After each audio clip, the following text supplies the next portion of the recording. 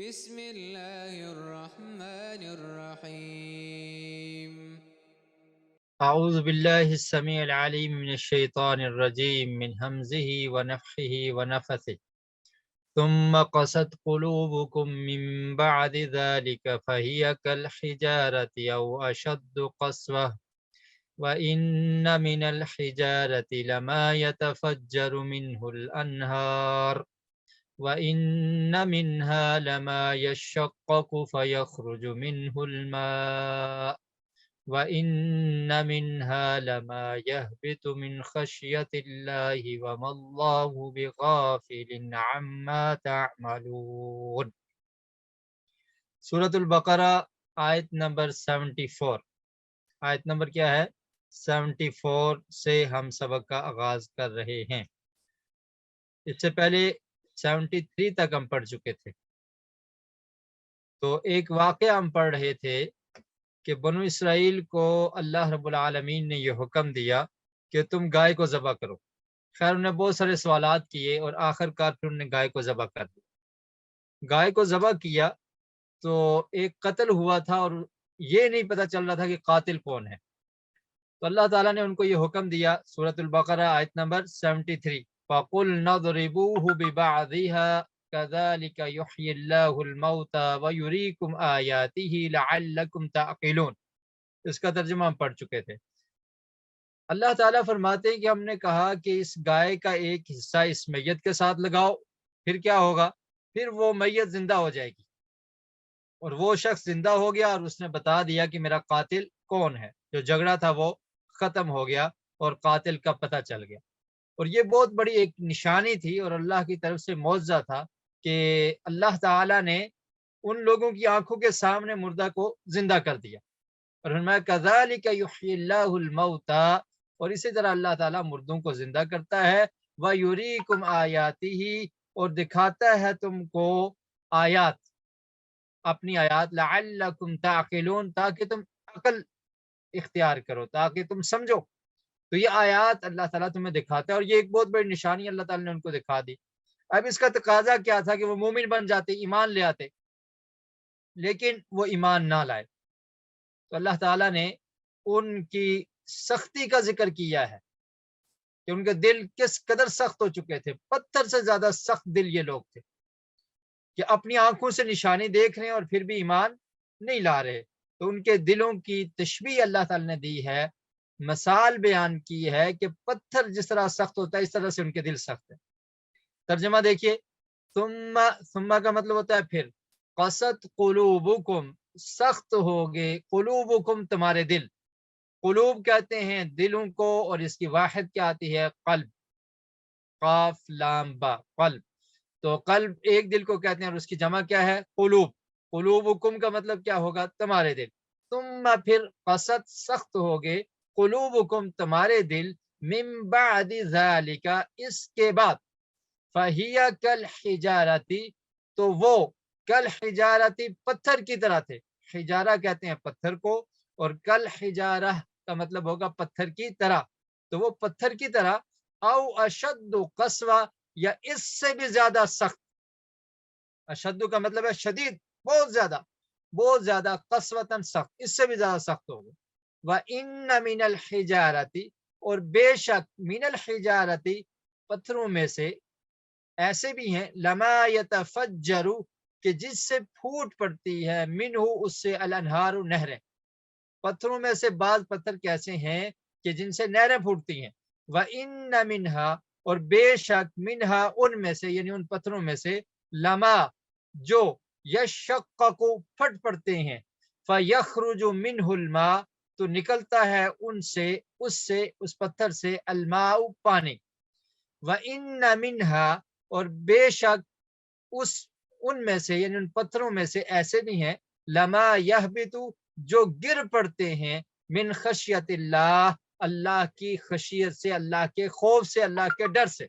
وَمَا اللَّهُ بِغَافِلٍ، اور اللہ نہیں ہے غافل، عَمَّا تَعْمَلُونَ، جو تم عمل کرتے ہو، اور اللہ غافل نہیں ہے جو تم عمل کرتے ہو۔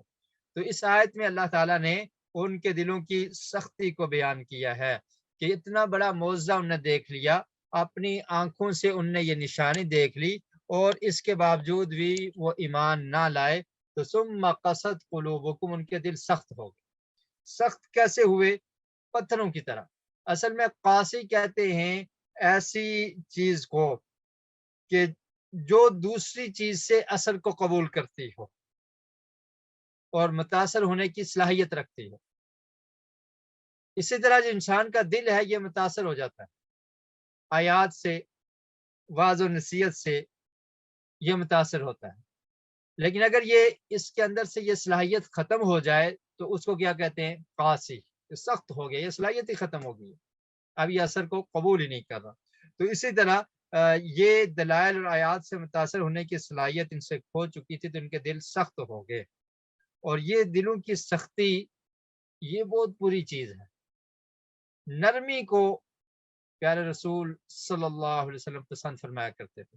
حضرت عائشہ رضی اللہ تعالی عنہ بیان کرتی ہیں کہ جس نبی کریم صلی اللہ علیہ وسلم نے ارشاد فرمایا کہ جس کام میں بھی نرمی ہو اس کو مزین کر دیا جاتا ہے، نرمی اس کو خوبصورت بنا دیتی ہے۔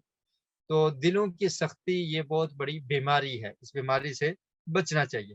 قرآن مجید میں بھی اللہ تعالیٰ نے سورہ حدید میں اہل کتاب کے بارے میں فرمایا وَلَا يَكُونُوا كَالَّذِينَ أُوتُوا الْكِتَابَ مِنْ قَبْلُ فَطَالَ عَلَيْهِ الْأَمَدُ فَقَسَتْ قُلُوبُهُمْ۔ اس سے پہلے میں أَلَمْ يَأْنِ لِلَّذِينَ، کہ کیا وہ وقت نہیں آیا ان لوگوں پر أَن تَخْشَعَ قُلُوبُهُمْ، کہ ان کے دل ڈر جائیں۔ کیا ان پر وقت نہیں آیا کہ اللہ کا ذکر سن کر ان کے دل دہل جائیں؟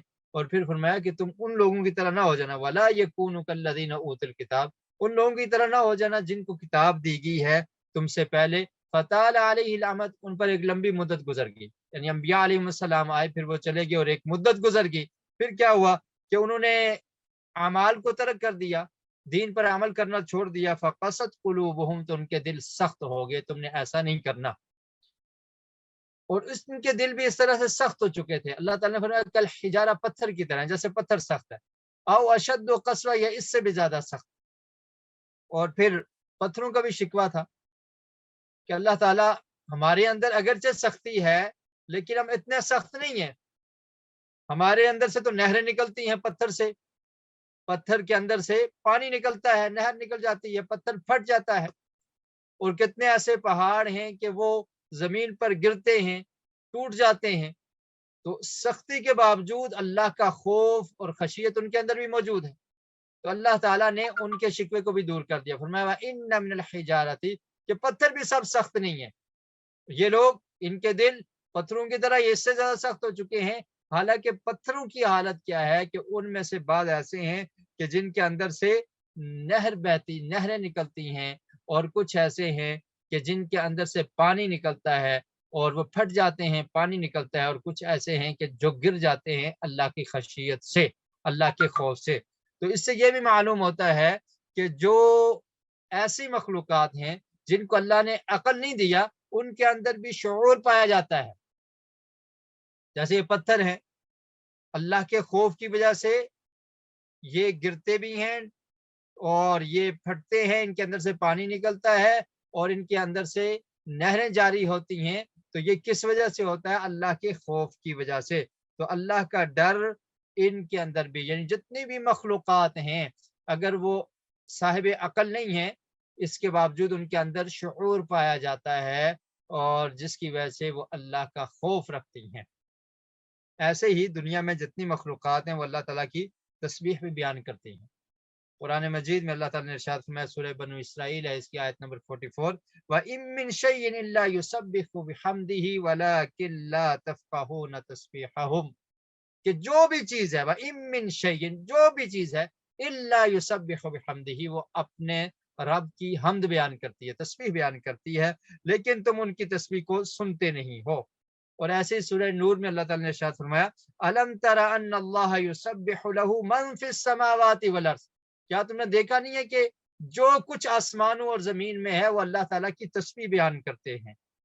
اور اس کے بعد فرمایا وَالطَّيْرُ صَافَاتٍ كُلٌّ قَدْ عَلِمَ صَلَاتَهُ وَتَسْبِيحَهُ وَاللَّهُ عَلِيمٌ بِمَا يَفْعَلُونَ، اور اسی طرح پرندے بھی اللہ کی تسبیح بیان کرتے ہیں، اور ہر ایک نے اپنی نماز اور تسبیح کو جان رکھا ہے۔ اور اسی طرح اللہ تعالیٰ نے فرمایا سورہ حج میں کہ الم تر ان اللہ یسجد له من فی السماوات ومن فی الارض والشمس والقمر والنجوم والجبال والشجر والدواب۔ فرمایا کیا تم نے دیکھا نہیں ہے کہ اللہ کے لیے سجدہ کرتے ہیں جو کچھ آسمانوں میں ہے اور جو زمین میں ہے، والشمس سورج بھی، والقمر چاند بھی، والنجوم اور تارے بھی، والجبال اور پہاڑ بھی۔ پہاڑ کس سے بنتے ہیں؟ پتھروں سے۔ تو یہ بھی سجدہ کرتے ہیں، والشجر اور درخت بھی، والدواب اور چوپائے بھی، وَكَثِيرٌ مِّنَ النَّاسِ وَكَثِيرٌ حَقَّ عَلَيْهِ الْعَذَابُ، اور اسی طرح بہت سارے لوگ بھی یہ عبادت کرتے ہیں، اور کتنے ایسے ہیں کہ جن پر عذاب اللہ کا ثابت ہو چکا ہے۔ تو ان سے اس چیز سے یہ ثابت ہوتا ہے کہ بہت ساری ایسی جتنی بھی مخلوقات ہیں ان میں شعور ہوتا ہے۔ اور قرآن مجید میں اللہ تعالیٰ نے قرآن مجید کے نزول کے بارے میں بھی ارشاد فرمایا کہ اگر ہم اس کو جو پہاڑ ہیں ان پر پیش کیا، اِنَّا عَرَضْنَا الْأَمَانَةَ عَلَى السَّمَاوَاتِ وَالْأَرْضِ وَالْجِبَالِ فَأَبَيْنَ أَن يَحْمِلْنَهَا، کہ ہم نے اس امانت کو پیش کیا آسمانوں پر، زمین پر اور پہاڑوں پر، تو انہوں نے اس کو اٹھانے سے انکار کر دیا۔ وَأَشْفَقْنَ مِنْهَا، اور وہ ڈر گئے اس سے، وَحَمَلَهَا الْإِنسَانُ، اور انسان نے اس ذمہ داری کو قبول کر لیا۔ اور ایسے ہی فرمایا سورہ حشر میں لَوْ أَنزَلْنَا هَذَا الْقُرْآنَ عَلَى جَبَلٍ، کہ اگر ہم اس قرآن کو پہاڑ پر نازل کر دیتے، لَرَأَيْتَهُ خَاشِعًا مُتَصَدِّعًا مِنْ خَشْيَةِ اللَّهِ، تو آپ دیکھتے کہ وہ خشیت سے، اللہ کے ڈر سے وہ ریزہ ریزہ ہو جاتے۔ تو ان آیات سے پتہ چلتا ہے کہ یہ جو مخلوقات ہیں جو عقل والی نہیں ہیں اور جان والی نہیں ہیں، ان کے اندر بھی شعور پایا جاتا ہے، اور یہ اللہ کی عبادت بھی کرتی ہیں، تسبیح وغیرہ بھی کرتی ہیں، اور اللہ کا خوف اور ڈر بھی ان کے اندر ہے، جس کی وجہ سے پتھر گرتے بھی ہیں، ٹوٹتے بھی ہیں، اور پہاڑ بھی اللہ کو سجدہ کرتے ہیں۔ ایسے ہی ایک واقعہ ہے کہ نبی کریم صلی اللہ علیہ وسلم جس تنے کے پاس کھڑے ہو کر خطبہ دیا کرتے تھے، تو جب آقا علیہ الصلوۃ والسلام کے لیے ممبر تیار کر دیا گیا تو آپ نے وہاں پر خطبہ دینا چھوڑ دیا، تو وہ رونا شروع ہو گیا، ایسے رویا جیسے انسان روتا ہے۔ پیارے رسول صلی اللہ علیہ وسلم نے اس کی آواز کو سن لیا، اور ایسے ہی ایک روایت میں ملتا ہے کہ آقا علیہ الصلوۃ والسلام نے ارشاد فرمایا کہ میں مکہ میں ایک ایسے پتھر کو جانتا ہوں کہ جو نبوت سے پہلے بھی مجھے سلام کیا کرتا تھا۔ تو ان روایات سے پتہ چلتا ہے کہ ان چیزوں کے اندر بھی خشیت اور خوف موجود ہے۔ اور پھر آپ ذرا غور کریں کہ یہ زبان گوشت کا ایک ٹکڑا ہے، لوتھڑا ہے، اس کو اللہ تعالی نے بولنے کی سکت دی ہے۔ نہیں تو آپ دیکھیں یہ جو ہمارا ہاتھ ہے یہ بھی تو گوشت اور ہڈیوں سے بنا ہوا ہے، اور بھی آپ جسم کا کوئی نرم حصہ لے لیں، ٹھیک ہے، کان دیکھ لیں کتنے نرم ہیں، اسی طرح آپ کے جسم کے اور حصے ہیں، یہاں پر گوشت ہوتا ہے، لیکن یہ نہیں بولتے، صرف زبان بولتی ہے، اور بولتے ہوئے تھکتی بھی نہیں ہے۔ تو اللہ رب العالمین نے اس کو بولنے کی سکت دی ہے، تو اللہ کے حکم سے سب کچھ ہو سکتا ہے۔ ایسے ہی قیامت کے دن انسان اللہ تعالیٰ انسان کی جلد کو حکم دے گا کہ تم بولو، یہ بول پڑیں گی۔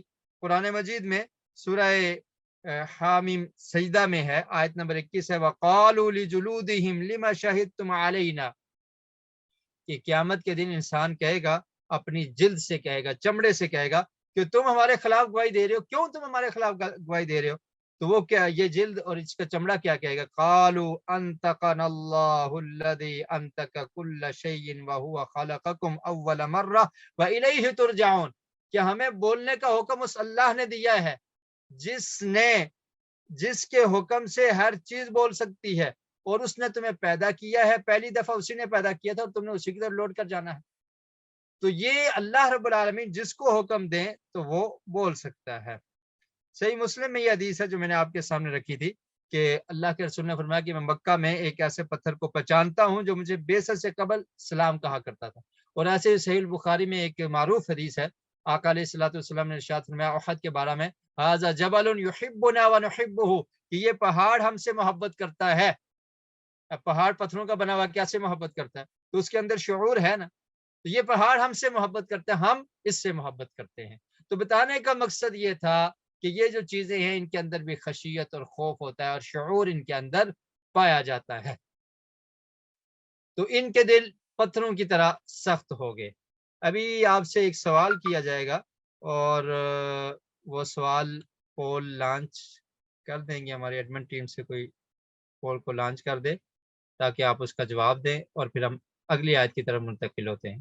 1 منٹ کا ٹائم ہے اور وہ لانچ ہو چکا ہے پول، تو آپ لوگوں نے اس کا جواب دینا ہے۔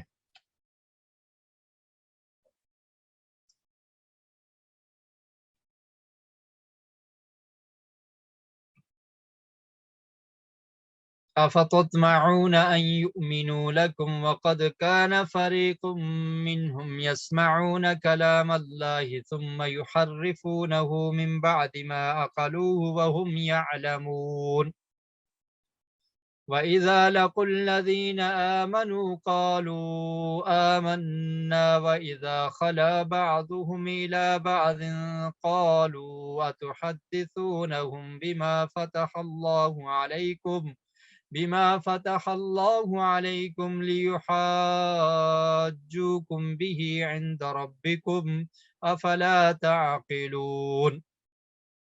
کلام تبدیل کرنے والے، اللہ کے کلام میں تحریف کرنے والے اور منافق کردار ادا کرنے والے، منافقت کا کردار ادا کرنے والے۔ جی آپ کا جواب موصول ہوا، کچھ لوگوں کا جواب صحیح نہیں ہے لیکن بیشتر لوگوں کا جواب صحیح ہے۔ 90% لوگوں نے جواب صحیح دیا۔ سوال یہ تھا کہ حجارتن کا کیا مطلب ہے، ہم نے پڑھا تھا نا کہ ان کے دل سخت ہو گئے، اور کس طرح سخت ہوئے؟ کل حجارتی، تو حجارہ کا مطلب کیا ہے؟ تو اس کا مطلب پتھر ہے۔ کچھ نے کلک کیا ہے کہ دیوار، تو دیوار اس کو مطلب نہیں ہے بلکہ مطلب کیا ہے؟ پتھر۔ جی ترجمہ سنیے۔ افتطمعون، کیا تم یہ طمع کرتے ہو، یہ توقع کرتے ہو، ان یؤمنو، کہ وہ ایمان لائیں گے، لکم، تمہارے لیے، وقد کان فریق، اور تحقیق تھا ایک گروہ، منہم، ان میں سے، یسمعون کلام اللہ، وہ سنتے تھے اللہ کی کلام کو، ثم، پھر، یحرفونہ، وہ اس کو تبدیل کر دیتے تھے، تحریف کرتے تھے، اردو میں بھی یہ لفظ استعمال ہوتا ہے، یحرفونہ، تبدیل کر دیتے تھے، من بعد، بعد اس کے، ما عقلوہ، کہ وہ سمجھ لیتے اس کے سمجھنے کے بعد اس کو تبدیل کر دیتے، وہم یعلمون، اور وہ جانتے تھے، وَإِذَا لَقُوا الَّذِينَ، اور جب وہ ملتے ان لوگوں سے، آمنو، جو ایمان لائے، قالو، کہتے، آمنا، ہم ایمان لائے ہیں، وَإِذَا خَلَا، اور جب خلا، وہ علیحدہ ہوتے، بعضهم، ان کے بعد، الی بعض، بعض کی طرف، قالو، کہتے، اتحدثونہم، کیا تم بیان کرتے ہو ان کو، بما فتح اللہ علیکم، جو کھولا ہے اللہ تعالیٰ نے تم پر، یعنی جو اللہ نے تمہیں بتایا، کیا تم یہ باتیں ان کو بتا رہے ہو،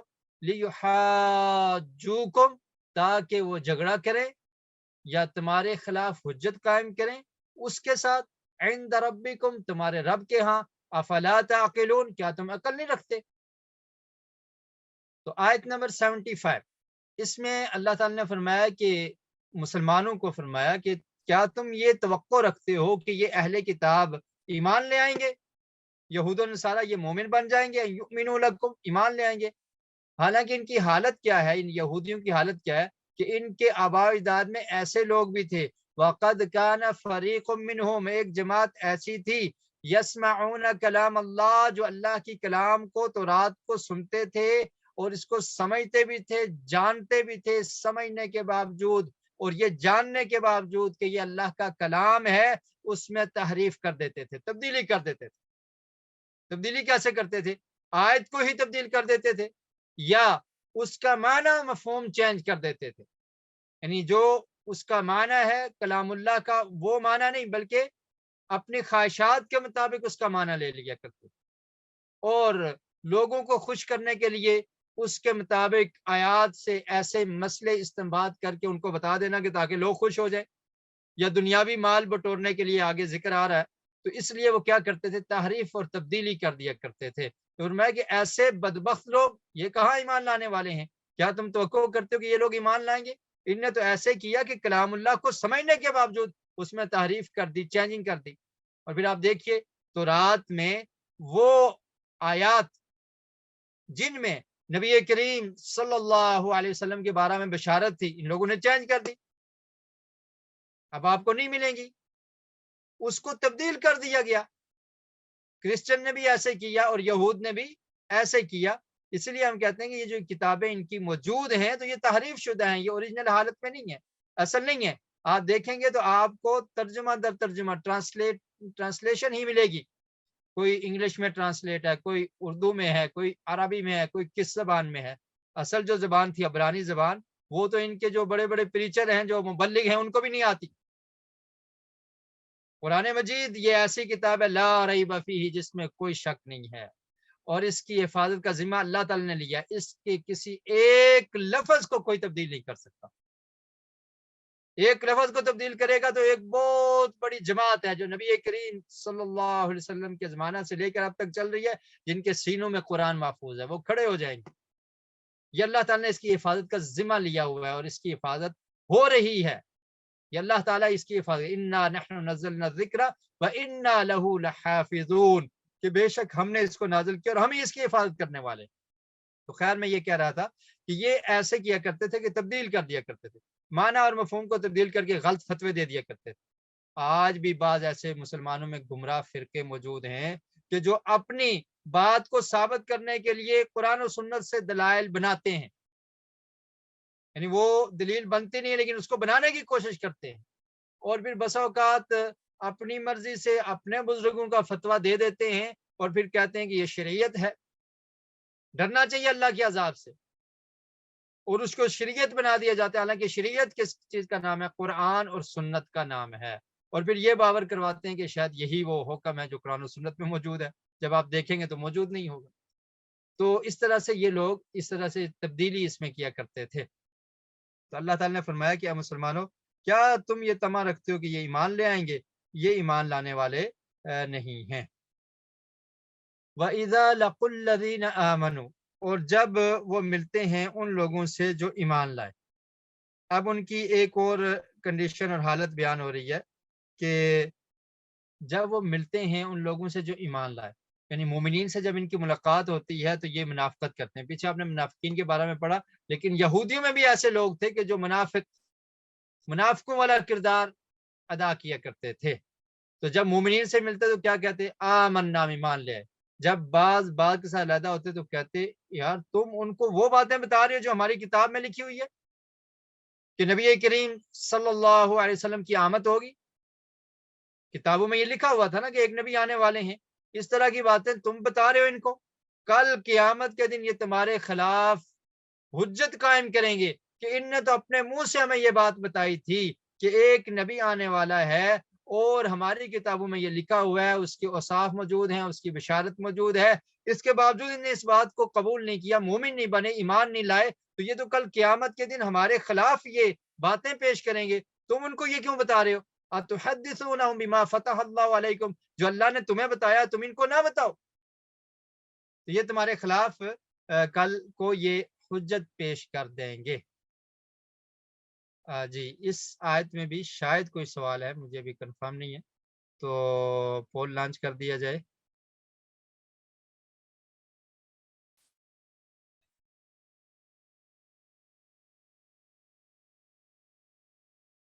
جی یہ سوال بھی پچھلی آیت کے متعلقہ ہے۔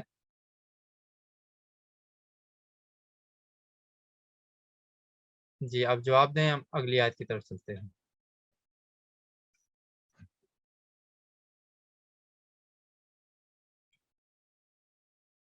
أَوَلَا يَعْلَمُونَ أَنَّ اللَّهَ يَعْلَمُ مَا يُسِرُّونَ وَمَا يُعْلِنُونَ۔ تو وہ لوگ کہہ رہے تھے جب ملتے تھے ایمان والوں سے تو کہتے کہ ہم ایمان لائے، جب علیحدہ ہوتے تو کہتے کہ تم ان کو یہ باتیں کیوں بتا رہے ہو؟ اگر تم بتاؤ گے تو قیامت کے دن یہ تمہارے خلاف یہ باتیں پیش کریں گے۔ تو اللہ تعالیٰ نے فرمایا ان کے بارے میں، یا جو لوگ کلام کو تبدیل کرنے والے تھے ان کے بارے میں فرمایا کہ اللہ تعالیٰ تو جانتا ہے، اللہ کو بتانے کی کون سی ضرورت ہے؟ اولا، کیا نہیں اوالا کیا نہیں، یعلمون وہ جانتے، ان اللہ بے شک اللہ تعالیٰ یعلم جانتا ہے، ما یسرون جو وہ چھپاتے ہیں، وما یعلنون اور جو وہ اعلانیہ کرتے ہیں، جو وہ ظاہر کرتے ہیں۔ تو جو ظاہر کرتے ہیں یا جو چھپاتے ہیں سب کو اللہ تعالیٰ جانتا ہے، تو تمہارے جو کرتوت ہیں اللہ تعالیٰ ان سے واقف ہے، اللہ تعالیٰ جانتا ہے۔ جی آپ لوگوں کا جواب موصول ہوا۔ سوال یہ تھا کہ کیا پتھر اور بے جان چیزیں بھی اللہ سے ڈرتی ہیں؟ آنسر تھا جی ہاں۔ تو سب لوگوں نے صحیح جواب دیا، جزاکم اللہ خیرہ۔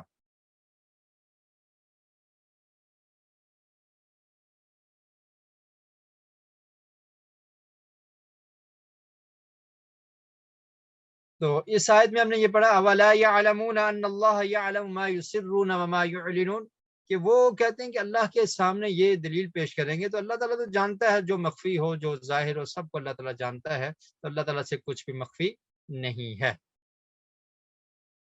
وَمِنْهُمْ أُمِّيُّونَ لَا يَعْلَمُونَ الْكِتَابَ إِلَّا أَمَانِيَّ وَإِنْهُمْ إِلَّا يَظُنُّونَ فويل للذين يكتبون الكتاب بأيديهم ثم يقولون هذا من عند الله ليشتروا به ثمنا قليلا فويل لهم مما كتبت أيديهم وويل لهم مما يكسبون۔ جاہل اور پڑھے لکھے لوگوں کا حال، بغیر علم کے گمان کرتے ہیں، اللہ کی طرف باتیں منسوب کرنے والوں کے لیے بربادی۔ اب اللہ تعالیٰ جو اہل کتاب ہیں، یہودی ہیں، ان میں سے جو جاہل لوگ ہیں ان کا ذکر فرما رہے ہیں کہ یہ اس آیت میں، آیت نمبر 78 میں اللہ تعالیٰ نے ارشاد فرمایا کہ وہ لوگ جو جاہل ہیں ان کی کیا حالت ہے اور جن کے پاس علم ہے وہ کیا کرتے ہیں۔ تو پہلے ہم ترجمہ دیکھ لیتے ہیں۔ وَمِنْهُمْ اور ان میں سے، امیون امی ہیں، امی کس کو کہتے ہیں؟ امی واحد ہے اور اس کی جمع کیا ہے؟ امیون۔ تو امی کہتے ہیں کہ جو لکھنا پڑھنا نہ جانتا ہو، جاہل۔ لا یعلمون الکتاب ان میں سے امی ہیں، لا یعلمون الکتاب جو نہیں جانتے کتاب کو۔ امی کا معنی آپ کر لیں ان پڑھ ہیں، ان میں سے ان پڑھ ہیں، لا یعلمون الکتاب جو نہیں جانتے کتاب کو، الا مگر امانیہ آرزویں، مگر انہیں بس آرزو، ان کے اندر جو خواہش ہے آرزو اس کا پتہ ہے۔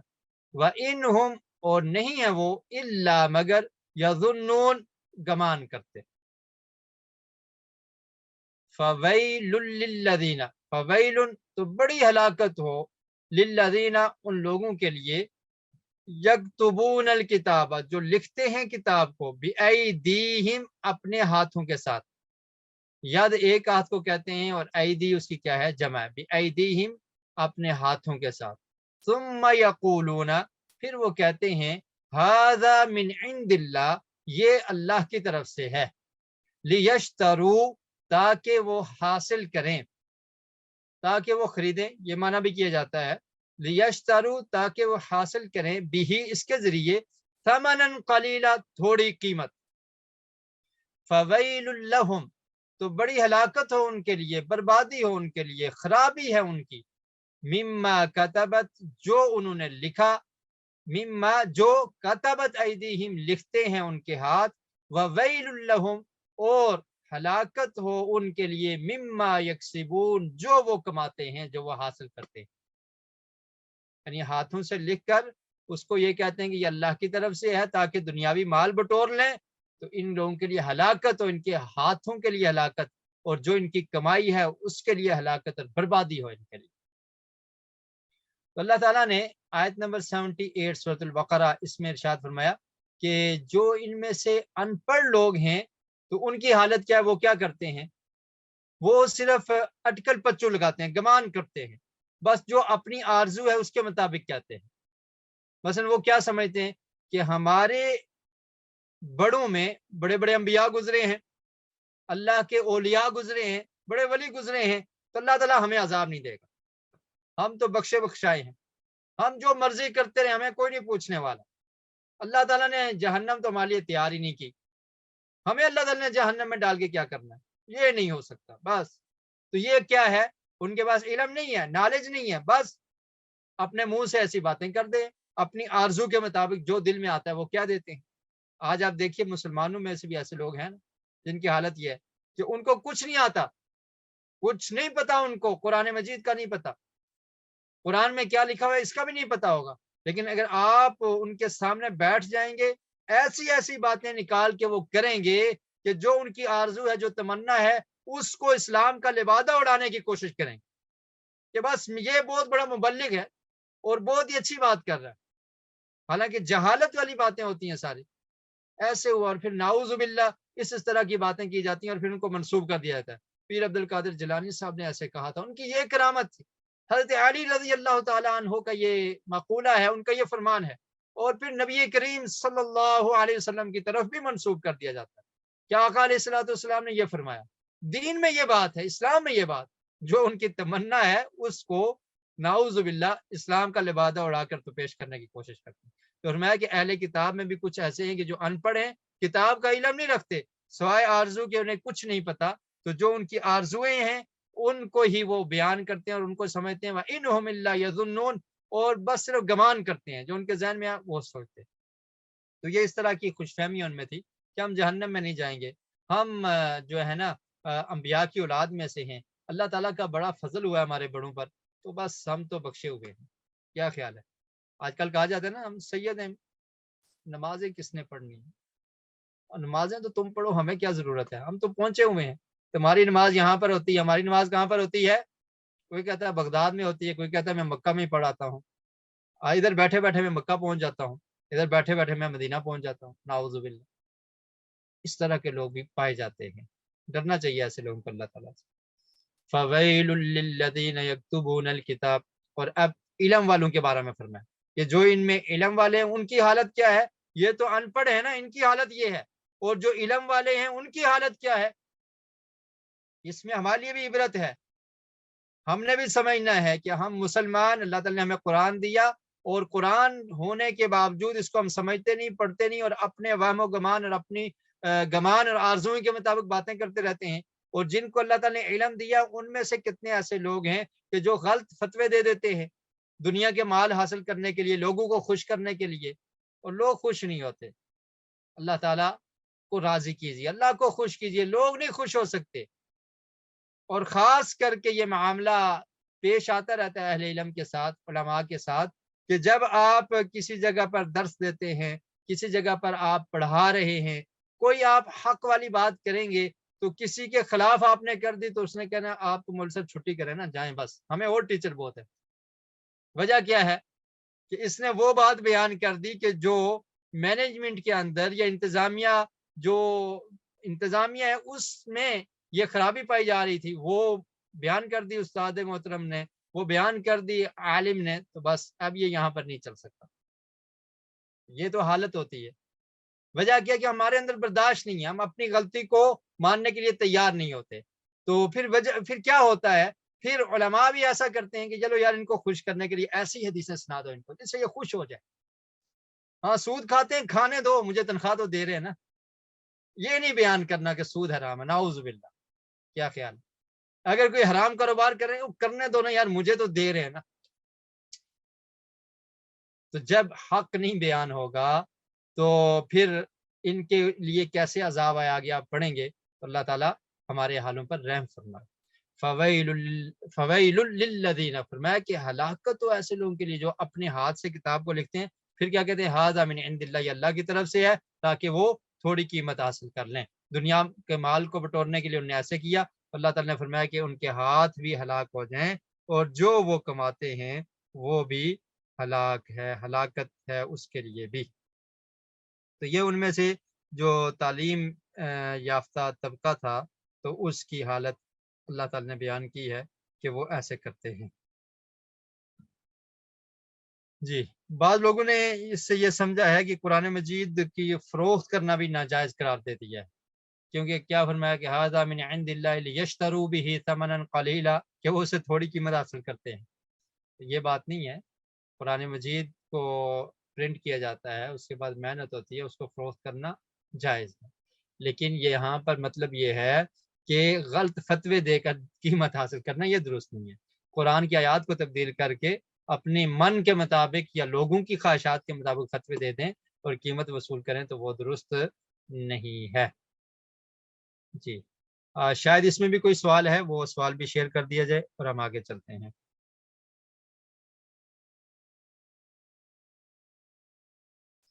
وَقَالُوا لَن تَمَسَّنَا النَّارُ إِلَّا أَيَّامًا مَّعْدُودَةً وَقَالُوا لَن تَمَسَّنَا النَّارُ إِلَّا أَيَّامًا مَّعْدُودَةً قُلْ اتَّخَذْتُمْ عِندَ اللَّهِ عَهْدًا فَلَن يُخْلِفَ اللَّهُ عَهْدَهُ أَمْ تَقُولُونَ عَلَى اللَّهِ مَا لَا تَعْلَمُونَ۔ جی اس سوال کا جواب اچھی طرح آپ سمجھ لیں، سوال کو سمجھنا بھی یہ بہت اچھی بات ہوتی ہے اور اسی میں جواب ہوتا ہے۔ سوال یہ ہے کہ اللہ کا کلام سنتے ہیں اور بدل دیتے ہیں، اس سے مراد کون ہیں؟ تو جو آیت میں مراد تھے وہ آپ نے بیان کرنا ہے، جو تشریح میں بیان کیا گیا ہے اس پہ آپ نے غور نہیں کرنا، کیونکہ آپ ترجمہ پڑھ رہے ہیں۔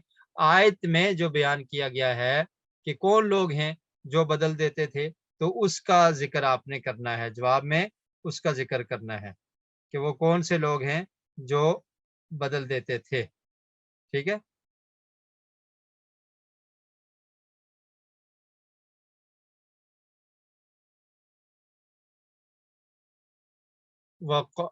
آگ صرف چند دن، ان کا کیا موقف تھا؟ کہتے صرف چند دن آگ میں ہمیں جلنا پڑے گا، بس زیادہ نہیں۔ یہودیوں کا ایک فاسد عقیدہ اور اس کا رد اللہ تعالیٰ نے اس آیت میں کیا ہے۔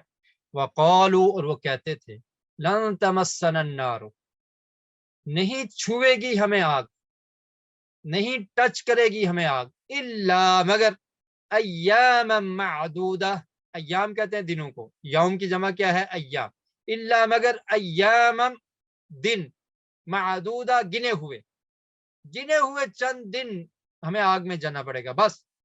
قل، کہہ دیجئے، اتخذتم، کیا تم نے لیا ہے، عند اللہ، اللہ سے، عہدن، کوئی وعدہ، کیا تم اللہ سے کوئی وعدہ لے چکے ہو؟ فلن یخلف اللہ عہدہ، تو ہرگز نہیں خلاف کرے گا اللہ تعالیٰ اپنے وعدے کے، خلاف ورزی کرے گا، ہرگز نہیں اللہ تعالیٰ اپنے وعدے کی خلاف ورزی کرے گا۔ ام تقولون، یا تم کہتے ہو، علی اللہ، اللہ پر، ما لا تعلمون، جو تم نہیں جانتے۔ تو اب ان تمام کی حالت کو اللہ نے بیان کیا۔ پہلے کون سے لوگ تھے؟ ان پڑھ لوگ، ان کی حالت کو بیان کیا کہ یہ بس گمان کرتے ہیں اور اپنی آرزوؤں کے مطابق باتیں کرتے ہیں، اور جو ان میں سے علم رکھنے والا طبقہ تھا ان کی حالت کو بیان کیا کہ وہ کیسے تحریف اور تبدیلی کرتے ہیں، اور پھر فرمایا کہ یہ سب ایسے ہیں، کیا کہتے ہیں کہ ہم نے آگ میں نہیں جانا۔ وقالوا لن تمسنا النار، ہمیں آگ نہیں چھوئے گی، صرف گنتی کے چند دن ہمیں جانا پڑے گا بس، تھوڑی دیر کے لیے، زیادہ دیر ہمیں آگ میں جلنا نہیں پڑے گا۔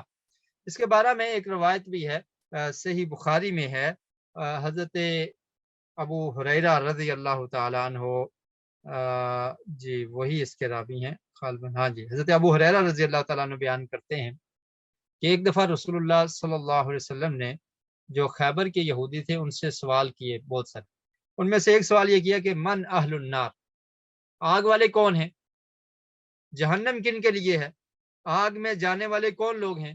تو انہوں نے کہا کہ ہم اس میں تھوڑی دیر رہیں گے۔ کیا کہنے لگے؟ ہم اس میں تھوڑی دیر رہیں گے، پھر اس میں تم ہماری جگہ لے لو گے۔ نبی کریم صلی اللہ علیہ وسلم نے ارشاد فرمایا، اخسعوا فیہا لا نخلفکم فیہا ابدا، تم ہی ذلیل ہوگے اس آگ میں، ہم تمہارے بعد نہیں آنے والے آگ میں، ہم کبھی نہیں آئیں گے آگ میں، جہنم کی آگ میں نہیں آئیں گے، تم ہی اس میں ذلیل ہو۔ تو انہوں نے یہ کہا کہ ہم چند دن جائیں گے بس، اس کے بعد تو ہمیں چھوڑ دیا جائے گا۔ تو اللہ تعالیٰ نے اس کی آیت نازل کر دی کہ وَقَالُوا لَن تَمَسَّنَا النَّارُ إِلَّا أَيَّامًا مَّعْدُودَةً، یہ کہتے تھے کہ ہمیں آگ چند دن ہی ہمیں آگ میں جانا پڑے گا۔ تو اللہ تعالیٰ نے کوئی ان سے وعدہ لیا ہوا ہے؟ ایسا نہیں ہوگا۔ اور اسی طرح ابن عباس رضی اللہ تعالیٰ عنہ نے فرمایا کہ رسول اللہ صلی اللہ علیہ وسلم جب مدینہ میں تشریف لائے تو یہودی کہا کرتے تھے کہ دنیا کی مدت صرف کتنی ہے؟ 7,000 سال ہے. دنیا کی مدت صرف 7,000 سال ہے، یہ یہودی کہا کرتے تھے. اور لوگوں کو دنیا کے 1,000 سال کے بدلے میں آخرت کے صرف 1 دن کا عذاب ہوگا. دنیا کی ٹوٹل مدت 7,000 ہے اور لوگوں کو کتنا عذاب ہوگا؟ 1 دن، آخرت کا 1 دن، یعنی 1,000 سال کے بدلے میں آخرت کا 1 دن عذاب ہوگا اور اس کے بعد عذاب ختم ہو جائے گا. اس کے بعد عذاب کیا ہوگا؟ ختم ہو جائے گا. تو اللہ رب العالمین نے قرآن مجید کی آیت نازل کی وَقَالُوا لَن تَمَسَّنَا النَّارُ إِلَّا أَيَّامًا مَّعْدُودَةً، کہ وہ کہتے ہیں کہ یہ عذاب چند دن رہے گا. کیا اللہ تعالیٰ سے انہوں نے کوئی ایسا وعدہ لیا ہوا ہے؟ یا ام تقولون علی اللہ ما لا تعلمون، یا تم کہتے ہو اللہ پر جو تم جانتے نہیں ہو، تمہیں علم نہیں ہے اور جانتے نہیں ہو اور اس کے باوجود اللہ کے بارے میں ایسی باتیں کر رہے ہو. اور کچھ یہ بھی کہا کرتے تھے، جیسے مصنف عبد الرزاق میں ہے کہ جتنے دن ہم نے بچڑے کی عبادت کی ہے بس اتنے دن ہم آگ میں رہیں گے، ہم نے زیادہ آگ میں نہیں رہنا. تو یہ ان کی تمنا آپ کہہ لیں یا ان سب کی یہ خوش فہمی تھی.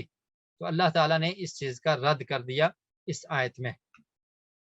جی اس میں بھی شاید کوئی کوشچن ہے، وہ بھی شیئر کر دیں. بَلَى مَنْ كَسَبَ سَيِّئَةً وَأَحَاطَتْ بِهِ خَطِيئَتُهُ فَأُولَئِكَ أَصْحَابُ النَّارِ هُمْ فِيهَا خَالِدُونَ.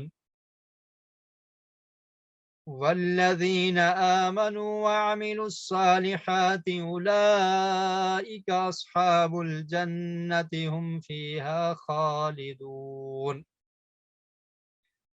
جس سے پہلا سوال تھا اس کا جواب یہ تھا کہ یہودیوں نے ایسا کیا تھا. وہاں پر ہم نے مجوسی اور کرسچن بھی لکھا تھا، تو صحیح آنسر کیا تھا کہ یہودیوں نے ایسے کیا تھا کہ کتاب اللہ کو سنتے تھے اور پھر اس میں تبدیلی کر دیتے تھے. یسمعون کلام اللہ ثم یحرفونہ من بعد ما عقلوہ وہم یعلمون. اس آیت میں ہے نا کہ وہ سنتے تھے اللہ کے کلام کو اور پھر اس میں تبدیلی کر دیتے تھے. تو اس سے مراد کون تھے؟ یہودی مراد تھے. تو آپ میں سے اکثر نے شاید جواب صحیح دیا تھا. ابھی جو آپ سے سوال کیا گیا ہے وہ ہے امانی کا مطلب کیا ہے؟ خوشیاں، خود غرضی اور آرزوئیں. بہت سارے لوگوں نے جوابات صحیح دیے ہیں. جی ٹائم بھی ختم ہونے والا ہے تو جلدی جلدی آپ بتا دیں اور پھر ہم ترجمہ پڑھتے ہیں. بلا، جی اس کا جواب آپ کے سامنے ہے. جزاکم اللہ خیرہ. اب ترجمہ دیکھیے. بلا کا مطلب ہوتا ہے کیوں نہیں. اس میں آگ اور جنت میں جانے کا ایک قاعدہ اللہ نے بیان کیا ہے، اور جو نافرمان ہیں ان کے لیے دائمی جہنت اور ایمان نافرمان ان کے لیے دائمی جہنم، اور ایمان اور عمل صالح کرنے والوں کے لیے دائمی جنت کا ذکر ہے. بلا کیوں نہیں، من کا سابہ جو بھی کمائے گا، سیئاتن برائی، جو بھی یعنی برائی کرے گا، کوئی بڑی برائی کرے گا، وَأَحَاطَتْ اور گھیر لے گی بھی اس کے ساتھ، خطیئتہ اس کی غلطی، اور گھیرے گی اس کے ساتھ اس کی غلطی، یعنی برائی اور پھر اس غلطی میں ایسا چلا گیا کہ گھیر لے گی وہ اس کو. فَأُولَئِكَ أَصْحَابُ النَّارِ تو یہی جہنم والے ہیں، آگ والے ہیں. ہم فیہا خالدون وہ اس میں ہمیشہ رہیں گے. تو کیوں نہیں جس نے بڑی برائی کمائی اور اسے اس کے گناہ نے گھیر لیا، وَأَحَاطَتْ اور گھیر لیا بھی اس کو، خطیئتہ اس کے گناہ نے، فَأُولَئِكَ أَصْحَابُ النَّارِ تو یہ آگ والے ہیں. ہم فیہا خالدون وہ اس میں ہمیشہ رہیں گے. والذین آمنوا اور جو لوگ ایمان لائے، وعملوا الصالحات اور نیک عمل کیے، اولئک اصحاب الجنہ وہ جنت والے ہیں، ہم فیہا خالدون اور وہ اس میں ہمیشہ رہیں گے.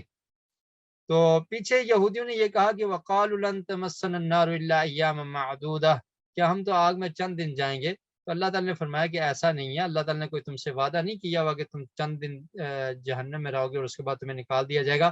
بلکہ قاعدہ کیا ہے، جنت میں کون رہیں گے ہمیشہ اور جہنم میں کون رہیں گے ہمیشہ، اس کے لیے اللہ تعالیٰ نے یہ قاعدہ بیان کر دیا، من کسب سیئۃ، جس نے کوئی بڑی برائی کی، وَأَحَاطَتْ بِهِ خَطِیئَتُهُ، اور اس کی اس بڑی برائی نے اس کو گھیر لیا، فَأُولَٰئِکَ أَصْحَابُ النَّارِ، تو وہ جہنم والے۔ تو یہاں پر یہ بات آپ سمجھ لیں کہ اس سے یہ مراد نہیں ہے کہ کوئی بھی گناہ کرے اور وہ جہنم میں پکا رہے گا، بلکہ یہاں پر یہود کو اللہ تعالیٰ نے مخاطب کیا کہ جس طرح کے بڑے بڑے برائیاں تم کر رہے ہو کہ تم نبی اکرم صلی اللہ علیہ وسلم پر جاننے کے باوجود ایمان نہیں لائے، اب تم نے کیا کیا؟ کفر کیا، اور کافر کہاں رہیں گے؟ ہمیشہ جہنم میں رہیں گے۔ اور تم جاننے کے باوجود تم نے عیش شکنی کی، اور پھر تم نے شرک کیا، اور کفر نے تمہیں گھیر لیا، یہ مراد ہے وَأَحَاطَتْ بِهِ خَطِیئَتُهُ، اور اس کفر نے تمہیں گھیر رکھا ہے۔ تو اس سیئہ سے مراد کیا ہے؟ کفر، شرک اور ایمان نہ لانا۔ تو جو بھی تمہاری طرح کا ہوگا، جو بھی ایسا کام کرے گا، جو کفر کرے گا، شرک کرے گا اور اسی کفر پر قائم رہے گا، اس نے اس کو گھیر لیا ہے، توبہ نہیں کرے گا، فَأُولَٰئِکَ أَصْحَابُ النَّارِ، تو وہ جہنم میں رہیں گے، ہم فیہا خالدون، اور جہنم اللہ تعالیٰ نے ایسے کافروں کے لیے تیار کی ہے اور وہ اس میں ہمیشہ رہیں گے۔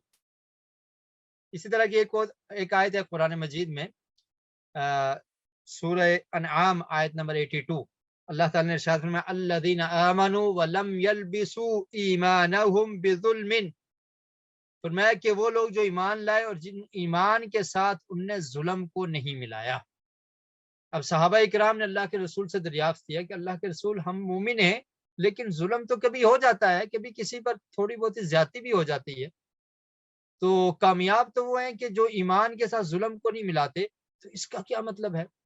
تو پیارے رسول صلی اللہ علیہ وسلم نے ارشاد فرمایا کہ اس سے مراد یہ عام ظلم نہیں ہے، اس سے مراد وہ ظلم ہے جس کے بارے میں قرآن مجید میں اللہ تعالیٰ نے حضرت لقمان علیہ السلام کا وہ قول بیان کیا ہے کہ جب وہ اپنے بیٹے کو وصیت کر رہے تھے کہ اے میرے بیٹا تم نے شرک نہیں کرنا، اور پھر فرمایا ان الشرک لظلم عظیم، کہ شرک بہت بڑا ظلم ہے۔ تو اللہ تعالیٰ ایسے خالص ایمان چاہتے ہیں اس میں شرک کی ملاوٹ نہ ہو، اگر شرک کی ملاوٹ ہوگی تو اس ایمان کی کوئی حیثیت نہیں۔ تو ایسے ہی فرمایا کہ یہود جو کفر و شرک پر قائم ہیں اور وہ کفر پر ہی قائم ہے اور ایسی ان کی بڑی بڑی برائیاں انہوں نے ان کو گھیر رکھا ہے، تو ان کا ٹھکانہ کیا ہے؟ فَأُولَٰئِکَ أَصْحَابُ النَّارِ، وہ جہنم والے ہیں، ہم فیہا خالدون، وہ اس میں ہمیشہ رہیں گے۔ تو اس کو آپ نے یاد رکھنا ہے۔ اس سے بعض لوگ یہ سمجھتے ہیں کہ جو بھی نافرمان ہے، جو بھی مسلمان بھی اگر گناہ کرتا ہے تو وہ ہمیشہ جہنم میں رہے گا، جبکہ یہ بات درست نہیں ہے۔ اہل السنہ والجماعہ کا موقف یہ ہے کہ جو لوگ مسلمان ہیں، توحید پرست ہیں، ایمان پر قائم ہیں، ان کی جو غلطیاں ہیں تو اللہ تعالیٰ چاہے تو سب کو معاف کر کے ان پر فضل فرما دے، ان کو جنت میں بھیج، اور چاہے تو اللہ تعالیٰ ان کو گناہ کی سزا کے لیے جہنم میں رکھے، اور اس کے بعد پھر وہ جہنم سے آخر کار اپنے ایمان کی وجہ سے، توحید کی وجہ سے نکل جائیں گے، ہمیشہ نہیں رہیں گے۔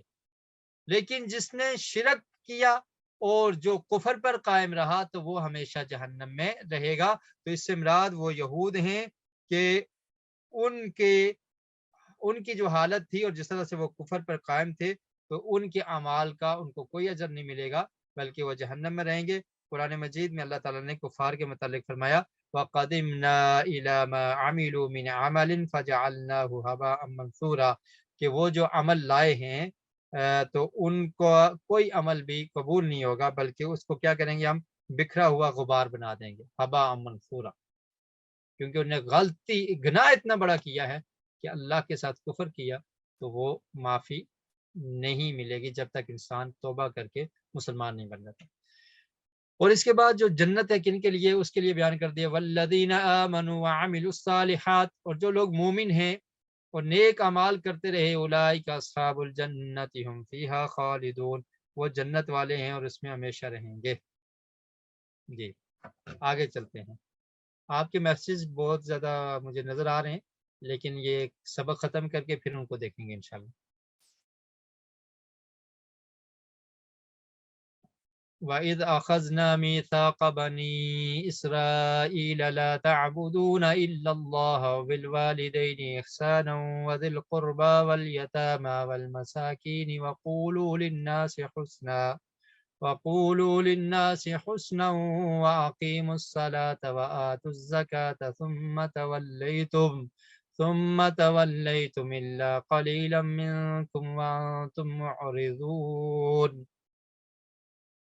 جی یہ آیت اور اس کے ساتھ ایک اور آیت، میرا یہ پروگرام تھا کہ یہ 2 آیت ہم پڑھیں گے، 84 تک پڑھیں گے، تو خیر ابھی ہمارے پاس 8 منٹ باقی ہیں اور ان آیات کی تفصیل بھی کچھ زیادہ ہے، خاص کر کے اگلی آیت کی، تو پھر ایسا کر لیتے ہیں اس آیت کو پڑھ لیتے ہیں اور پھر اس کے بعد اگر ٹائم ہوا تو آگے پڑھیں گے، ورنہ انشاءاللہ نیکسٹ لیسن میں۔ میثاق بنی اسرائیل، میثاق کا مطلب ہوتا ہے پختہ وعدہ۔ بنی اسرائیل سے لیا گیا عہد وہ کیا تھا کہ صرف اللہ کی عبادت کرنی ہے، والدین، قریبی رشتہ دار، یتیموں کے ساتھ احسان کرنا ہے اور نماز اور زکوٰۃ ادا کرنی ہے۔ تو اللہ تعالیٰ نے اس سے پہلے انعامات کا ذکر کیا کہ جو بنی اسرائیل پر انعامات اللہ تعالیٰ نے کیے، آپ پڑھتے آ رہے ہیں، اور پھر ان کی عہد شکنی اور ناشکری کا بھی ذکر کیا کہ کس طرح سے انہوں نے انعامات کی ناشکری کی اور عہد شکنی کی۔ تو اب اللہ تعالیٰ ان کو اس وعدے کی یاد دہانی کروا رہے ہیں کہ ہم نے تم سے یہ پختہ وعدہ کیا تھا اور تم نے اس وعدے کو بھی توڑ دیا۔ ترجمہ دیکھیے، وَإِذْ اور جب، اخذنا ہم نے لیا، میثاق پختہ عہد، بنی اسرائیل بنو اسرائیل سے، لا تعبدون کہ نہیں تم عبادت کرو گے، الا اللہ سوائے اللہ کے، صرف اللہ کی عبادت کرنی، وبالوالدین احسانا اور والدین کے ساتھ حسن سلوک کرنا، وذی القربى اور قریبی رشتہ داروں کے ساتھ، والیتامی یتیم کی جمع اور یتیموں کے ساتھ، والمساکین اور مسکینوں کے ساتھ، وقولوا للناس اور مسکین کی جمع کیا ہے؟ مساکین، وقولوا اور تم نے کہنا ہے اور تم کہو، للناس لوگوں کے لیے، حسنا اچھی بات، وَأَقِیمُوا الصَّلَاةَ اور تم قائم کرو نماز کو، وَآتُوا الزَّکَاةَ اور زکوٰۃ ادا کرو، ثُمَّ تَوَلَّیْتُمْ پھر تم پھر گئے، إِلَّا قَلِيلًا مِّنكُمْ مگر تھوڑے تم میں سے، وَأَنْتُمْ مُعْرِضُونَ اور تم اعراض کرنے والے تھے، وَأَنْتُمْ اور تم مُعْرِضُونَ پھر جانے والے، اعراض کرنے والے تھے۔ تو اس آیت میں اللہ تعالیٰ نے بنو اسرائیل سے جو وعدہ کیا اس کی یاد دہانی کروائی کہ یاد کرو ہم نے تم سے پختہ وعدہ کیا تھا کہ تم نے اللہ کے علاوہ کسی کی عبادت نہیں کرنی اور تم نے اللہ کے ساتھ شرک کیا، اور اللہ کی عبادت کے بعد حقوق اللہ کے بعد سب سے عظیم حق جو ہے وہ کیا ہے؟ وبالوالدین احسانا، والدین کے ساتھ حسن سلوک، یعنی حقوق العباد میں سے سب سے پہلا حق کن کا بنتا ہے؟ والدین کا۔ قرآن مجید میں دوسرے مقام پر بھی اللہ تعالیٰ نے ارشاد فرمایا وَقَضَىٰ رَبُّكَ أَلَّا تَعْبُدُوا إِلَّا إِيَّاهُ وَبِالْوَالِدَيْنِ إِحْسَانًا کہ اللہ نے یہ فیصلہ کیا ہے، تمہیں حکم دیا ہے کہ اللہ ہی کی عبادت کی جائے اور والدین کے ساتھ حسن سلوک کیا جائے۔ تو یہ اللہ تعالیٰ نے وعدہ بنو اسرائیل سے بھی کیا تھا اور امت مسلمہ سے بھی یہ وعدہ موجود ہے قرآن مجید کی دیگر آیات میں کہ اللہ کے علاوہ کسی کی عبادت نہیں کرنی اور والدین کے ساتھ احسان کرنے کا بھی حکم دیا۔ عبادت جو ہے نا یہ 4 قسم کی ہوتی ہے۔ ایک عبادت ہوتی ہے جس کو آپ کہہ لیں جسمانی عبادت، اور دوسری عبادت کی قسم ہوتی ہے مالی عبادت، اور تیسری عبادت کی قسم ہوتی ہے لسانی عبادت، اور چوتھی عبادت کی قسم کون سی ہوتی ہے؟ قلبی عبادت۔ ٹھیک ہے، یہ آپ نے یاد رکھنا ہے۔ عبادت کی کتنی اقسام ہیں؟ 4 اقسام ہیں۔ تو پہلی قسم کیا ہے کہ انسان بدنی عبادت کرتا ہے، جیسے طواف کرتا ہے، رکوع کرتا ہے، سجدہ کرتا ہے، تو یہ سب کیا ہیں؟ بدنی عبادت۔ مالی عبادات کیا ہیں؟ کہ صدقہ اور خیرات کرنا، یہ مالی عبادات میں آ جاتا ہے۔ نذر و نیاز، جانور ذبح کرنا، یہ سب مالی عبادات میں ہے۔ اور لسانی عبادت کیا ہے کہ زبان سے کسی کے نام کا وظیفہ کرنا، اللہ کے نام کا وظیفہ کرنا، اللہ کی تسبیح بیان کرنا، یہ بھی عبادت ہے۔ اور اس کے بعد کون سی عبادت ہے؟ قلبی عبادت، قلب کہتے ہیں دل کو، آپ نے پڑھا تھا قلوب، قلوب کا لفظ پڑھا آپ نے. تو قلبی عبادت کا مطلب دل سے یقین رکھنا، امید رکھنا اور بھروسہ رکھنا، خوف یا امید، تو یہ بھی عبادت ہوتی ہے. تو یہ تمام کی تمام جو اقسام ہیں، رکوع، طواف، سجود، یہ بھی اللہ کے لیے ہے. نظر و نیاز بھی اللہ کے لیے ہے، اس میں کسی اور کو شریک نہیں کیا جائے گا. صدقہ و خیرات بھی اللہ کے لیے ہے. اور اسی طرح زبان سے صرف اللہ کے نام کا وظیفہ کیا جائے گا. بعض لوگ ہوتے ہیں نا، وہ کہتے کچھ اپنے ہی کلمات بنا کر تو ان کا وظیفہ شروع کر دیتے ہیں، اور کسی پیر کا خیال ذہن میں لا کے تو وہ کچھ وظائف پڑھتے رہتے ہیں. تو یہ عبادت ہے، تو یہ صرف زبان سے اللہ کا ذکر ہونا چاہیے. اور اس کے بعد جو قلبی عبادت ہے تو یقین، بھروسہ، خوف اور امید یہ اللہ پر ہونی چاہیے. کسی اور کا خوف اس قدر نہیں ہونا چاہیے کہ وہ اللہ سے انسان نہ ڈرے اور اس سے ڈرتا رہے. اور والدین کے ساتھ نیکی کرنا، اس کے بارے میں احادیث بھی ملتی ہیں. نبی کریم صلی اللہ علیہ وسلم سے پوچھا گیا کہ سب سے افضل عمل کون سا ہے؟ تو اللہ کے رسول نے فرمایا الصلاۃ علی وقتہا، نماز کو اس کے وقت پر پڑھنا. تو پھر آپ سے پوچھا گیا کہ اس کے بعد کون سا ہے؟ تو فرمایا بر الوالدین، والدین کے ساتھ نیکی کرنا. تو اس سے بھی یہ پتہ چلتا ہے کہ جو والدین کے حقوق ہیں، تمام لوگوں کے حقوق میں سب سے پہلے ان کا خیال رکھنا ضروری ہے. اور پھر والدین میں سے بھی والدہ کا زیادہ حق ہے. زیادہ حق کا مطلب یہ ہے کہ اس کا زیادہ خیال رکھا جائے گا. جی. وذی القربا، اور قریبی رشتہ دار، جو قریبی رشتہ دار ہیں ان کے ساتھ بھی حسن سلوک کرنا، ان کی خوشی اور غمی میں شریک ہونا. والیتامى، اور یتیموں کے ساتھ، جو یتیم ہیں ان کی کفالت کرنے کا بڑا ثواب احادیث میں بھی ملتا ہے. اور یتیم بچہ کب تک رہتا ہے؟ جب تک بالغ نہیں ہوتا. جب بالغ ہو جائے تو پھر وہ یتیم نہیں رہتا. ٹھیک ہے. تو نیکی، یتیم کے ساتھ حسن سلوک کرنے والے مساکین، اور جو مساکین ہیں ان کا بھی خیال کرنا.